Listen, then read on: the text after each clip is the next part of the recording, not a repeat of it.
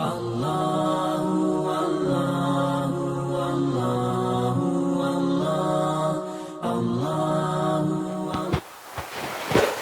salat maghrib yang dimuliakan oleh Allah Subhanahu wa ta'ala, pertama-tama tentu selalu kita memanjatkan rasa syukur kita kepada Allah Subhanahu wa ta'ala atas limpahan rahmat dan karunia yang senantiasa Allah Subhanahu wa ta'ala curahkan kepada kita.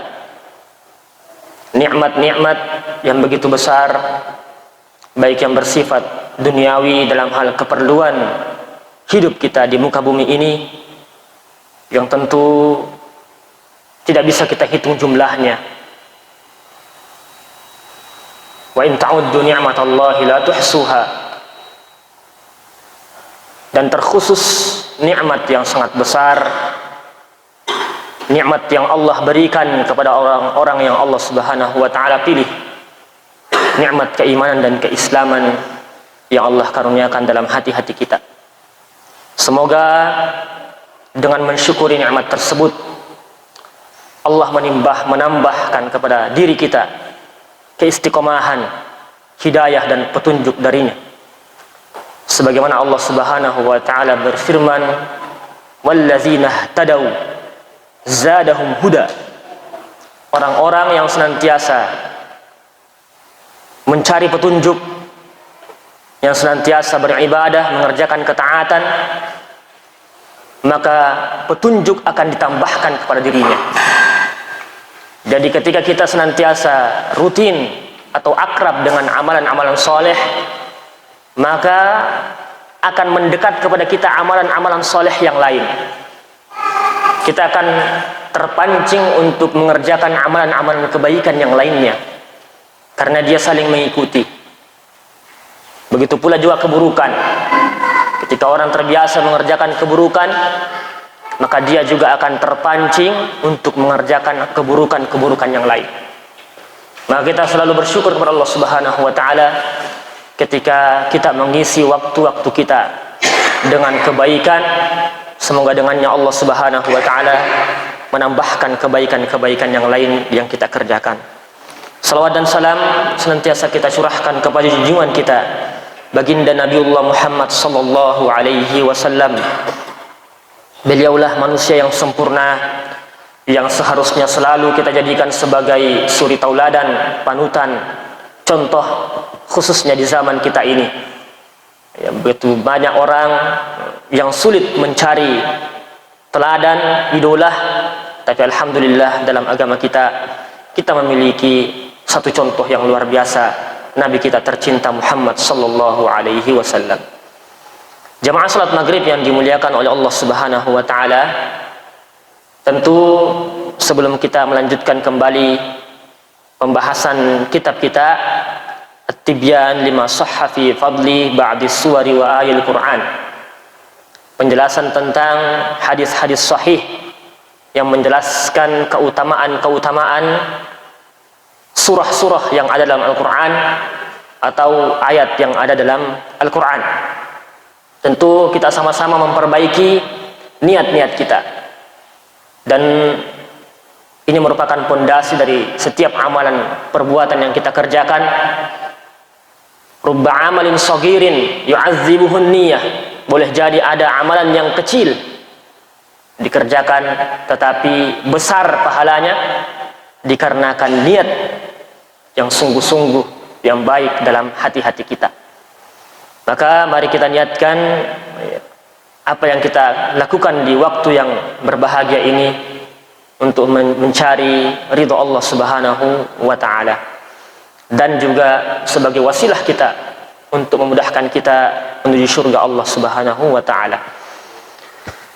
Jamaah salat maghrib yang dimuliakan oleh Allah Subhanahu wa ta'ala, pekan lalu kita sudah membacakan tentang muqaddimah dalam kitab kita ini, di mana syekh kita menyampaikan tentang pentingnya memperhatikan hadis-hadis sahih dan hadis-hadis dhaif, dan kita tidak bermudah-mudah dalam mengamalkan, mengerjakan hadis-hadis yang dhaif, ya, atau tidak benar dari Nabi kita sallallahu alaihi wasallam.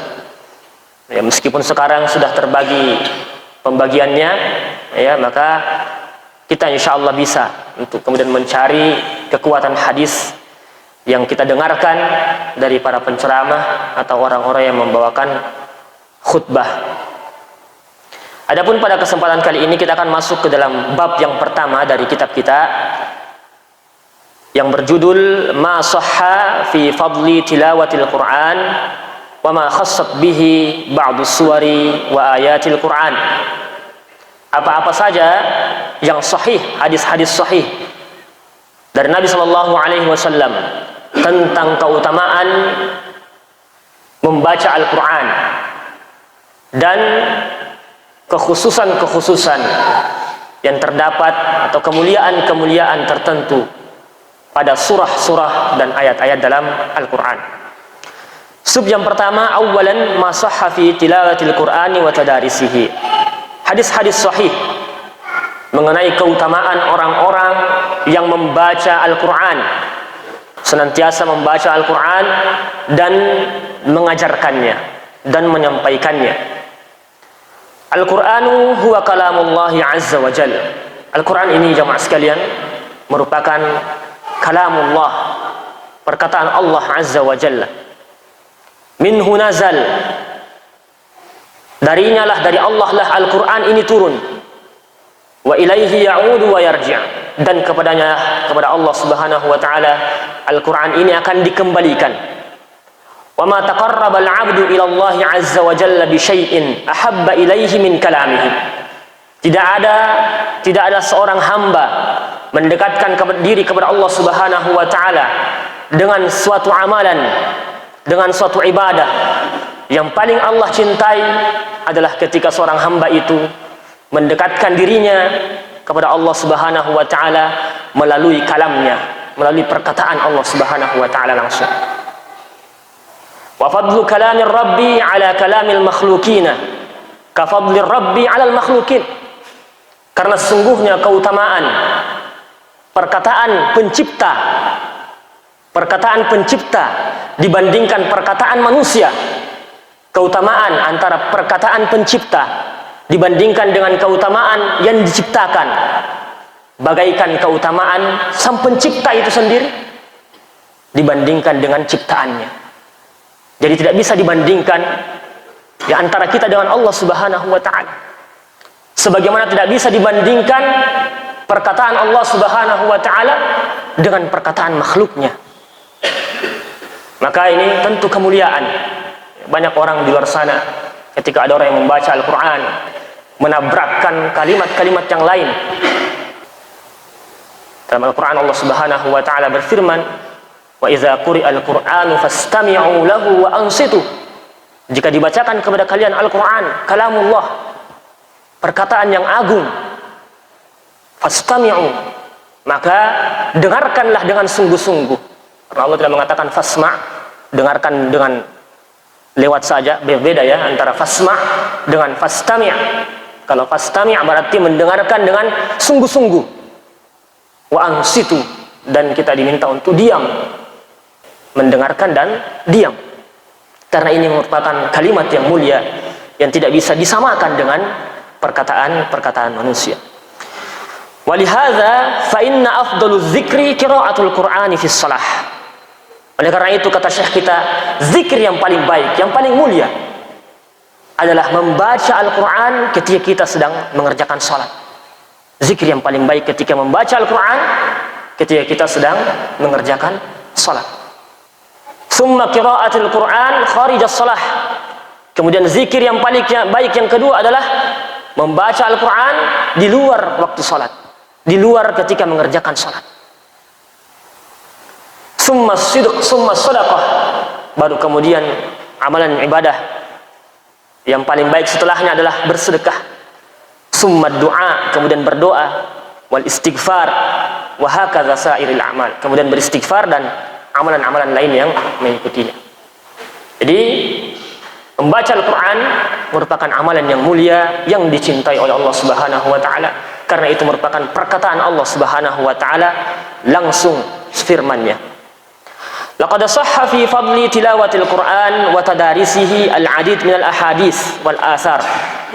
Telah sahih dari Nabi kita sallallahu alaihi wasallam beberapa hadis-hadis tentang keutamaan membaca Al-Qur'an dan mengajarkannya, dan juga beberapa asar-asar yang akan kita sebutkan. Yang pertama, rawal Bukhari bi sanadihi fi sahihihi.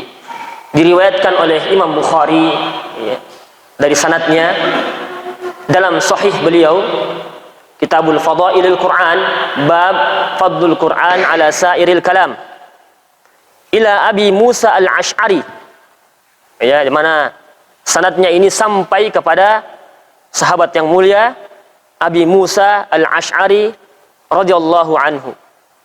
Anin Nabi sallallahu alaihi wasallam qala,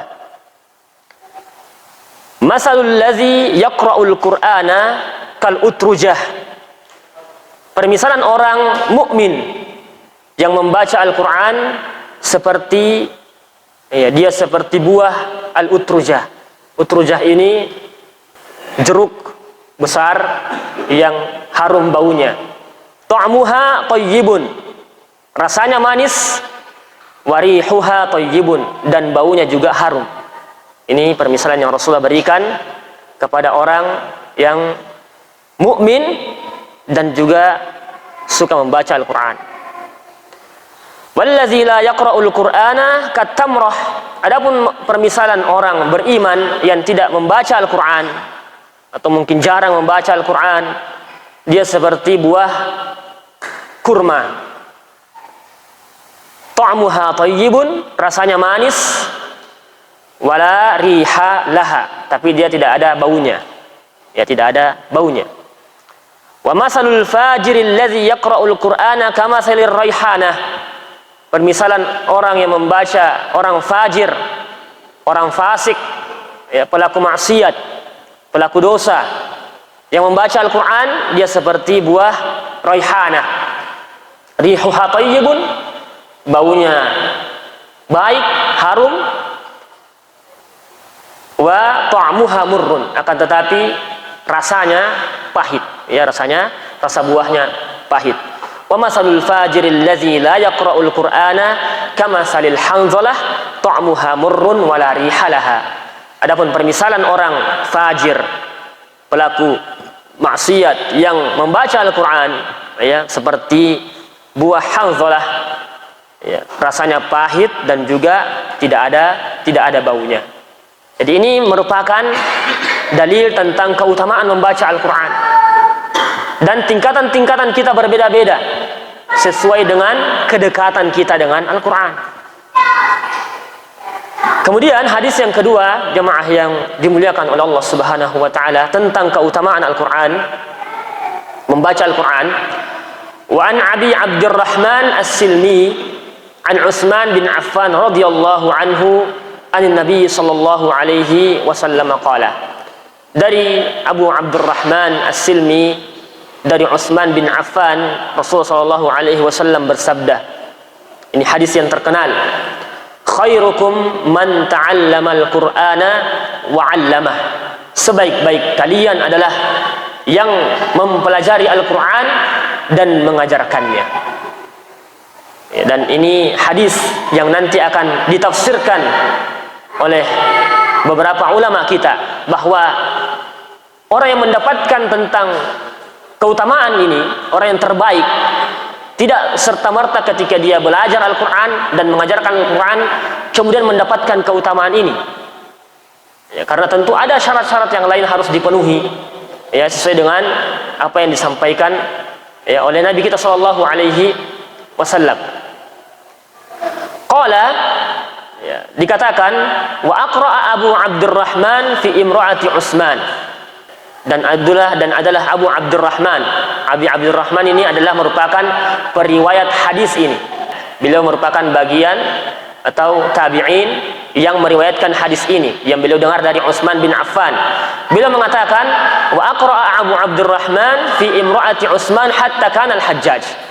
Beliau Abu Abdurrahman ini mengajarkan Al-Quran sejak zamannya atau kekhalifahan Utsman bin Affan sampai masa Hajjaj bin Yusuf. Beliau senantiasa mengajarkan Al-Quran. Beliau istiqamah, ya, tidak mengerjakan pekerjaan yang lain. Ya, pekerjaan beliau apa? Mengajarkan Al-Quran. Ya, berlalu banyak Abbasiyah, banyak Umayyah. Itu yang beliau selalu kerjakan. Karena beliau mengetahui keutamaan yang besar dalam perkara tersebut. Waqala, dan beliau mengatakan, wa hadzal ladzi aq'adani maq'adi hadza. Ya, hadis inilah yang kemudian mengakibatkan beliau duduk di tempat beliau terus mengajarkan Al-Quran.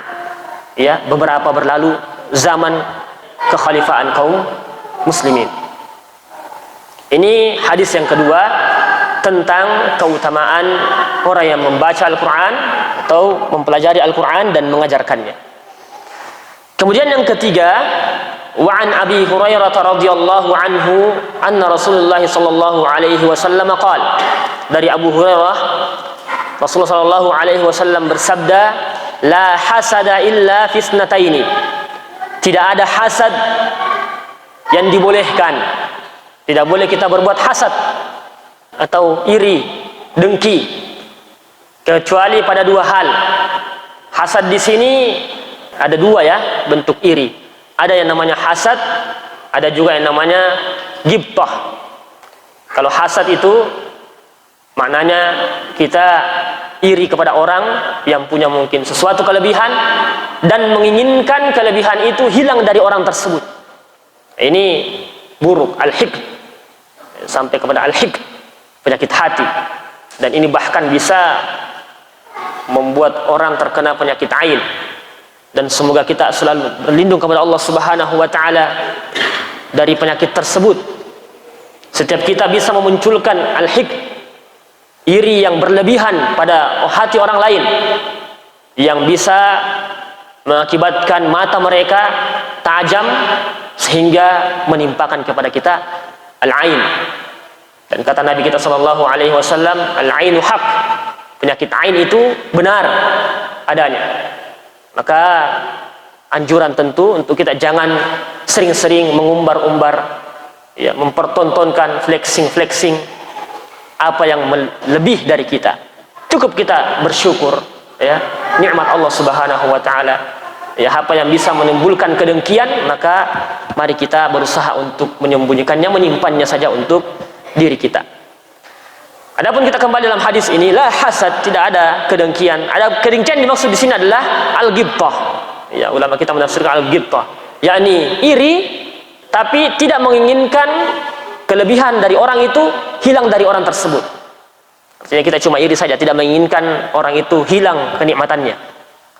Illa fisnataini, boleh kita, ya, iri pada orang lain dan tidak menginginkan hilangnya nikmat itu darinya, atau iri yang dibolehkan kecuali pada dua hal. Rajulun 'allamahu Allahul Qur'an, yakni kepada seorang laki-laki yang Allah Subhanahu wa taala mudahkan untuknya memahami Al-Quran, membaca Al-Quran. Fahuwa yatluhu ana al-laili wa ana an-nahar, yang karena dia memahami membaca Al-Quran, memahami maknanya, mampu membacanya dengan baik, dengan tajwid yang benar, akhirnya dia membaca Al-Quran tersebut di waktu malam, ya, atau di waktu siang. Ana al-lail artinya sa'at al-lail, beberapa jam di waktu malam atau beberapa jam di waktu siang. Fasami'ahu jarun lahu, maka mungkin tetangganya mendengar perbuatan atau amalan yang dikerjakan oleh orang tersebut. Faqala, tetangganya itu mengatakan, laitani utitu mislama utiya fulanun, sungguh andaikan aku juga diberikan nikmat bisa membaca Al-Quran setiap malam atau setiap pagi sebagaimana diberikan kepada fulan.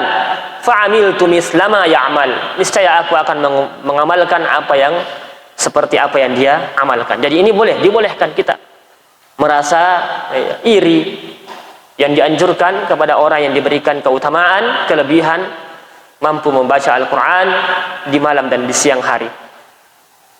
Wa rajulun atahu Allahu malan, boleh juga kita merasa iri dengan iri yang baik.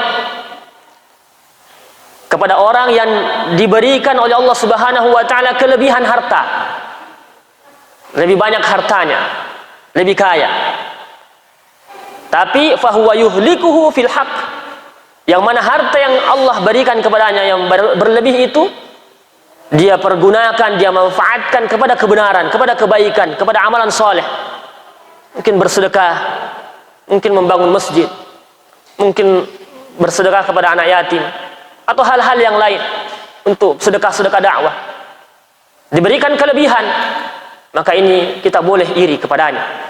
Faqala rajulun, maka mungkin ada orang yang berkata, ya, di kalangan di antara mereka yang tidak sama mungkin nikmat yang Allah berikan kepadanya, laitani utitu misla ma utiya fulanun, andai aku diberikan nikmat sebagaimana yang diberikan kepada fulan, fa'amiltu misla ma ya'mal, maka sungguh aku akan mengusahakan untuk beramal sebagaimana apa yang dia kerjakan.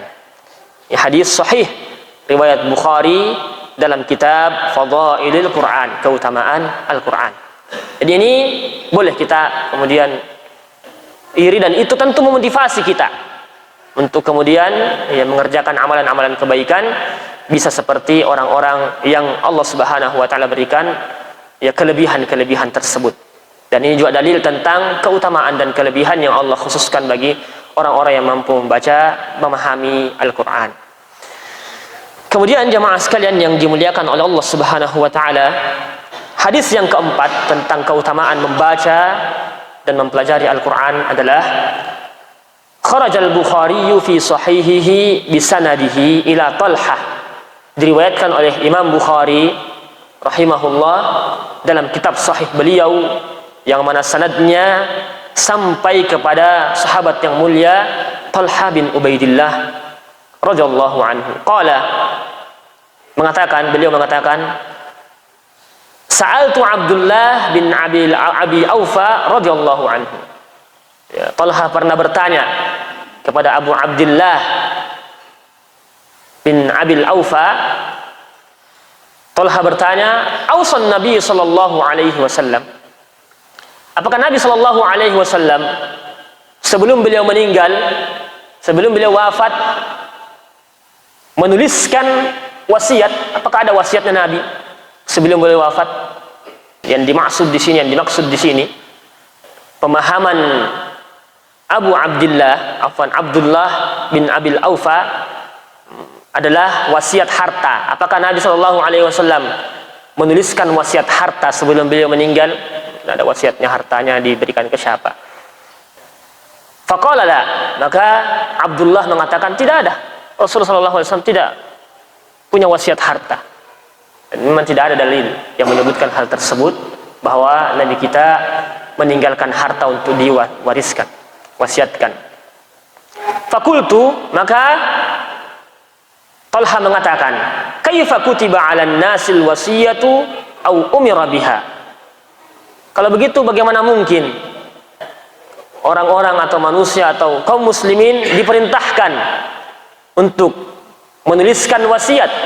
Ya, bahkan Rasulullah memerintahkan kita untuk menuliskannya, sedangkan mungkin beliau tidak punya wasiat. Maka Abdullah menyanggah hal tersebut bila mengatakan, qala awsa bi kitabillah. Nabi kita sallallahu alaihi wasallam tidak berwasiat dengan wasiat harta, tetapi beliau berwasiat dengan wasiat Al-Quran, dengan wasiat kitabullah.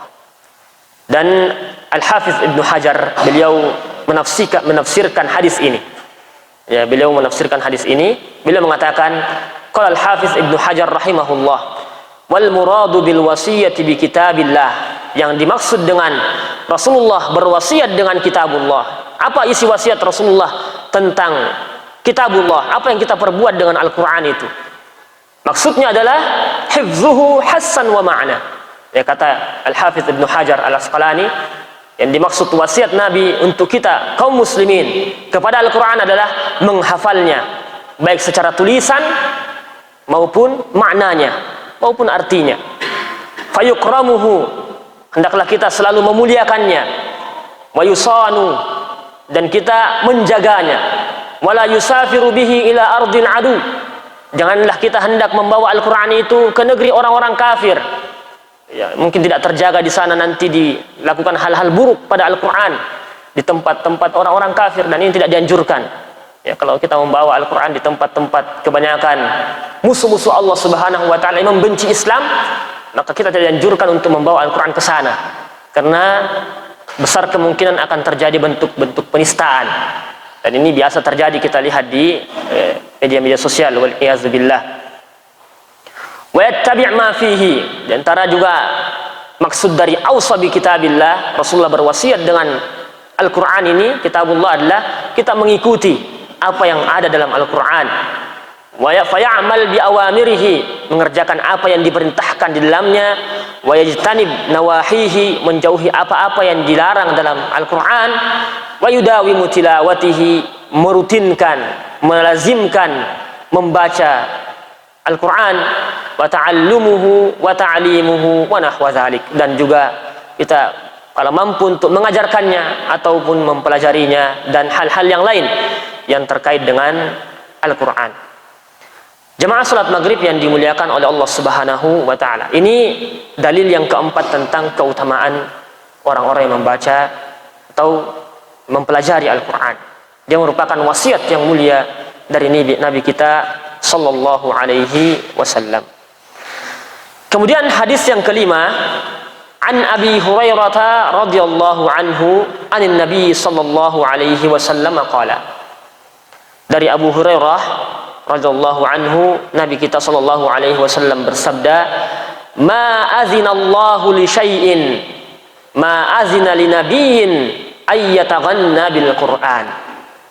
Ma azina, tidaklah Allah Subhanahu wa Ta'ala memberikan perhatian, atau azina di sini sebagian ulama kita menafsirkan mendengarkan. Allah memberikan perhatian, ya, mendengarkan li syai'in, pada suatu perkara. Ma azina li nabiyyin, ya, melebihi perhatian yang Allah Subhanahu wa Ta'ala berikan kepada seorang nabi, an yataghanna bil Qur'an. An yataghanna ini ulama kita banyak yang menafsirkan maknanya. Ada yang memaknainya an yataghanna, memperbaiki, nabi yang memperbaiki atau memperindah bacaan Al-Qur'annya, memperindah, membuat merdu bacaan Al-Qur'annya. Tentu dengan catatan memperhatikan tajwid, ya, tartil, ya, kaidah-kaidah dalamnya. Ya, tidak seperti nyanyian-nyanyian yang melalaikan. Fassara Sufyan at-Taghanni, Sufyan ats-Tsauri rahimahullah menafsirkan yang dimaksud dengan yataghanna, beliau juga berbeda penafsiran beliau, dan ini luar biasa bagaimana ulama kita mentadabburi bukan sekedar Al-Quran tapi hadis-hadis Nabi kita sallallahu alaihi wasallam. Sufyan ats-Tsauri menafsirkan at-taghanni bil istighna. Yang dimaksud dengan at-taghanni yakni al-istighna, merasa cukup. Yakni Allah Subhanahu wa Ta'ala memberikan perhatian khusus, ya, kepada orang atau mereka yang merasa cukup, mencukupkan dirinya untuk, ya, pada Al-Quran, ya, dicukupkan sebagai petunjuk, dicukupkan sebagai ketenangan hidup. Kama qala Al-Bukhari, dan ini tafsir Sufyan ini disebutkan oleh Imam Bukhari. Beliau mengatakan, qala Sufyan, berkata Sufyan, tafsiruhu yastagni bihi. Jadi dimaksud dengan yataghanna bukan sekedar memperindah bacaan Al-Quran, ya, tetapi juga mereka merasa cukup, ya, menjadikan Al-Quran sebagai pedomannya dalam hatinya, pedoman dalam hatinya. Wa fassarahu al-ba'du bi tahsinis saut. Meskipun beberapa ulama mentafsirkan yataghanna bil Quran, ya, yang Allah berikan perhatian khusus mereka yang memperindah bacaan Al-Qurannya, memperindah bacaan Al-Qurannya. Selain itu juga yang tadi kita sebutkan adalah mereka yang merasa cukup, menjadikan petunjuk, ya, yang cukup baginya dari Al-Quran. Wa azana bi ma'nal istima'. Adapun azina di sini artinya adalah istama'ah, yakni mendengarkan dengan serius atau memberikan perhatian khusus, ya, atau memberikan keridhaan Allah Subhanahu wa Ta'ala kepada mereka yang membaca Al-Quran. Jadi ini dalil yang kelima. Jadi ketika kita membaca Al-Quran, jamaah maghrib yang dimuliakan Allah Subhanahu wa Ta'ala, sebenarnya Allah Subhanahu wa Ta'ala memberikan kepada kita perhatian, dan ini luar biasa, Ya, sahabat terdahulu bahkan ya sangat ketika disebutkan nama beliau, nama mereka di hadapan Allah Subhanahu wa taala atau Allah menyebutkan namanya, mereka sangat tersentuh bahkan menangis. Ya, apalagi kita ya, ketika kita membaca Al-Qur'an maka Allah memberikan kita insyaallah perhatian tersebut. Kemudian dalil yang keenam tentang keutamaan orang yang membaca Al-Qur'an, an Aisyah radhiyallahu anha, dari Aisyah radhiyallahu anha qalat, beliau mengatakan qala Rasulullah sallallahu alaihi wasallam, allazi yaqra'ul Qur'ana wa huwa mahirun bihi, orang yang membaca Al-Qur'an dan dia mahir dalam membacanya.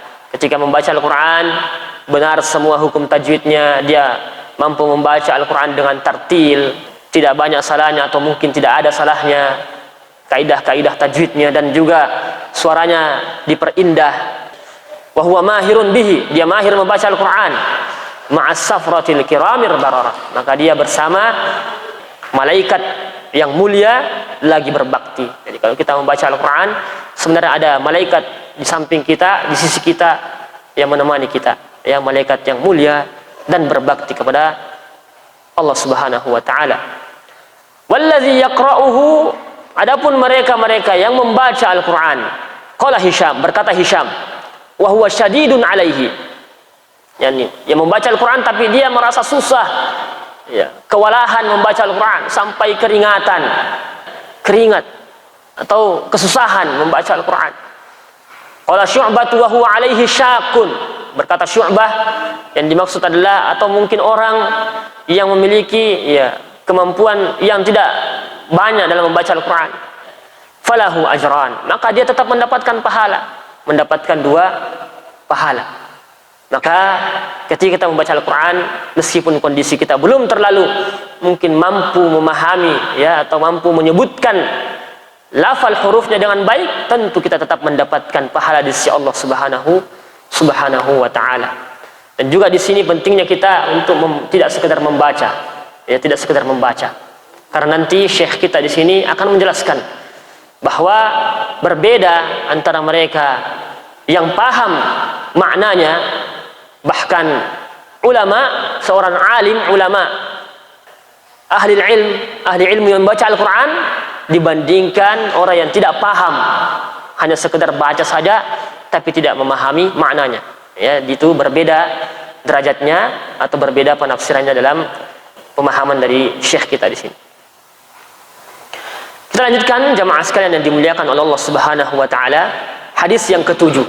Ya, banyak sekali hadis yang Nabi sebutkan yang sahih tentang keutamaan Al-Qur'an. Ada kurang lebih 10 hadis. Hadis yang ke-7, an Abdullah bin Mas'ud radhiyallahu anhu qala Rasulullah sallallahu alaihi wasallam. Ini hadis yang sering kita dengar ya tentang keutamaan membaca Al-Qur'an. Man qara'a harfan min kitabillah falahu bihi hasanah. Barang siapa yang membaca satu huruf dari kitabullah, dari Al-Qur'an, maka baginya dari satu huruf itu satu kebaikan. Wal hasanatu bi asyri amsalihha, satu kebaikan itu Allah lipat gandakan menjadi 10. La aqulu alif lam mim harf, aku tidak mengatakan alif lam mim satu huruf, walakin alifun harf, akan tetapi alif satu huruf, lam satu huruf, dan mim satu huruf. Jadi kalau alif lam mim sudah 30 kebaikan. Dan tentu selalu kita ingatkan bahwa kita adalah umat yang paling sedikit umurnya, hanya berkisar 60 sampai 70 tahun saja. Sedangkan umat-umat terdahulu umur mereka ada yang sampai ribuan tahun. Beliau diutus kepada kaumnya berdakwah, Nabi Nuh ya, selama 1000 dikurang 50 tahun. Waktu berdakwahnya saja 950 tahun. Wa ma amana ma'ahu illa qalil, tidak ada yang beriman kepada Nuh kecuali sedikit. Artinya yang beriman mereka mengerjakan amalan yang begitu banyak dengan umur mereka yang sangat panjang. Bagaimana kita bisa menyainginya? Ya, Allah memberikan kita umat yang terakhir ini keutamaan yang sangat banyak. Allah melipat gandakan amalan-amalan kita di waktu-waktu tertentu, di tempat-tempat tertentu, pada amalan-amalan tertentu. Selalu ada pelipat gandaan amal yang Allah Subhanahu wa taala berikan. Ada yang Allah lipat gandakan 10, ada yang Allah lipatkan 700, ada yang Allah lipat gandakan pelipatan yang tidak bisa kita hitung. Innama yuwaffas sabiruna ajrahum bighairi hisab. Allah melipat gandakan orang-orang yang bersabar dengan pahala yang tidak terhitung. Jadi kalau kita sabar terus, ya, karena pahalanya juga tidak ada batasnya. Sabar juga jangan ada batasnya. Jamaah salat maghrib yang dimuliakan Allah Subhanahu wa taala. Jadi ini pelipat gandaan yang sangat banyak ketika kita membaca Al-Quran. Banyak sekali pahala yang kita dapatkan. Mungkin satu halaman, belum lagi kalau kita menghafalnya, mengulang-ulanginya, itu selalu mengalir kepada kita pahala yang besar di sisi Allah Subhanahu wa taala. Sahih Sunan At-Tirmizi. Hadis ini diriwayatkan oleh Imam At-Tirmizi dalam kitab Sahih beliau. Jamaah salat maghrib yang dimuliakan oleh Allah Subhanahu wa taala.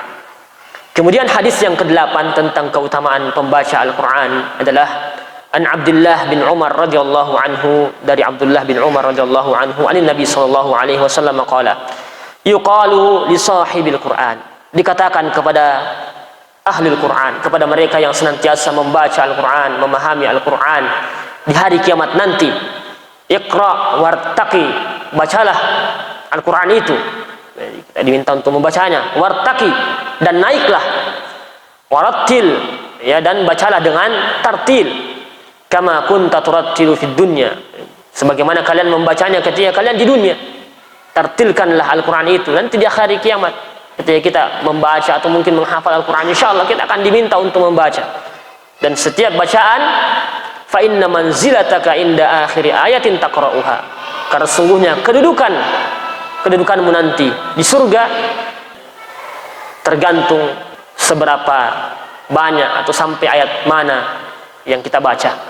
Pada akhir ayat yang kita baca, maka semakin banyak yang kita baca, insyaallah derajat kita akan tinggi di sisi Allah Subhanahu wa taala di akhirat kelak. Banyak sekali keutamaan yang Allah berikan kepada kita, baik di dunia ini maupun di akhirat kelak ketika kita bersama dekat dengan Al-Quran.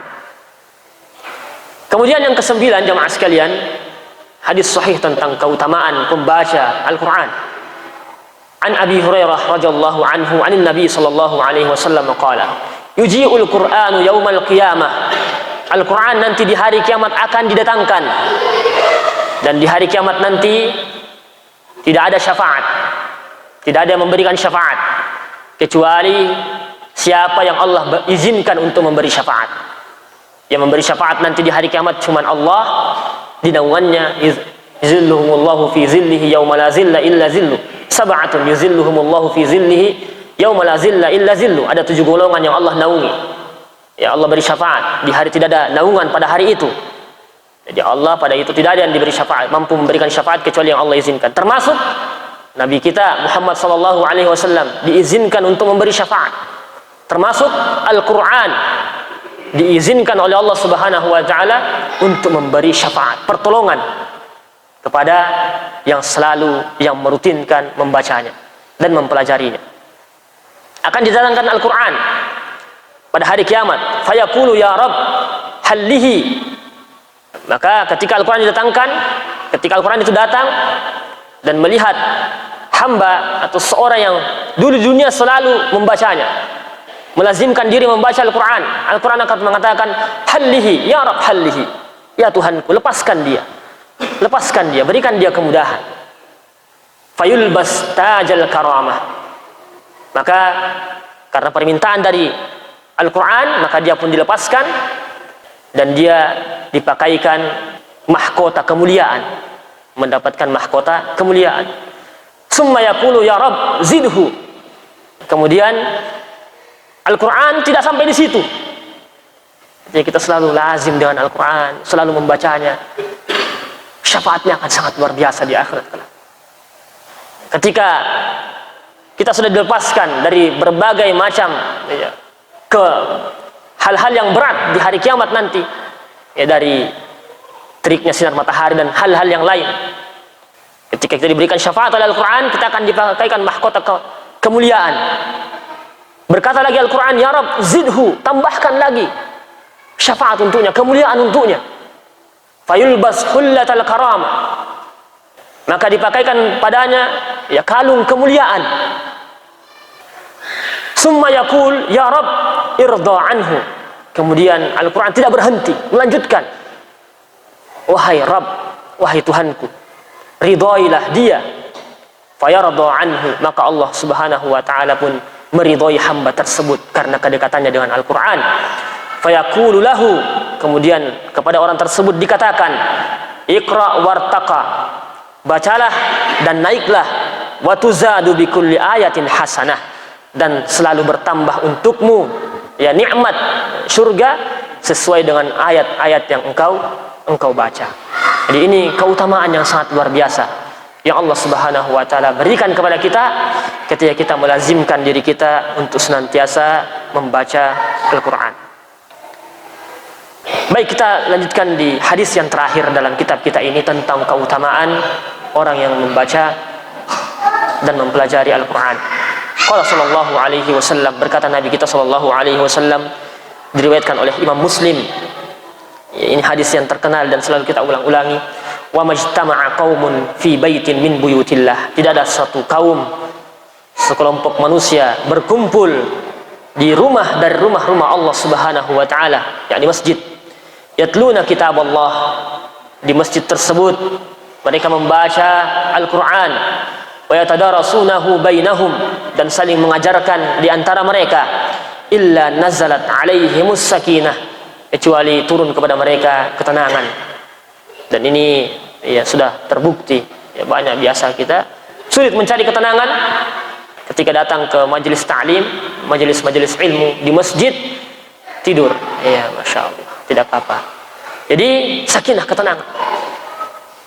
Wa ghasyiyatuhumur rahmah, rahmat Allah akan menaunginya, dan rahmat ini sungguh luar biasa. Rahmat ini adalah apa yang diminta oleh Ashabul Kahfi.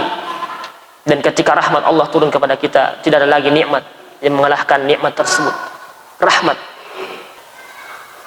Allah Subhanahu, rahmat dari Allah Subhanahu wa taala. Wa haffathumul malaikah, dan juga malaikat Allah Subhanahu wa taala akan menaungi mereka. Dan memang ada malaikat khusus ya, saking banyaknya, dan memang malaikat itu sangat banyak jumlahnya, tak terhitung jumlahnya. Wa ma ya'lamu junuda rabbika illahu, tidak ada yang mengetahui jumlah tentara Allah kecuali Allah Subhanahu wa taala.